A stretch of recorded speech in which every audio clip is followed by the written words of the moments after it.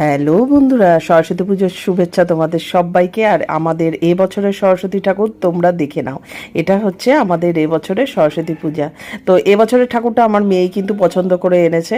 ওর নিজের, আমরা ওকে বলেছিলাম যে, আমি আর আমার কর্তামশাই বলেছিল যে তুই এবার সরস্বতী ঠাকুরটা আনবি। আর যেহেতু ভোর 4টের সময় উঠেছি, মুখ চোখের হাল দেখতে পাচ্ছ, তো পুজো টুজো হয়ে যাওয়ার পর ঘুমিয়ে পড়েছি, এত ঘুম পাচ্ছিল।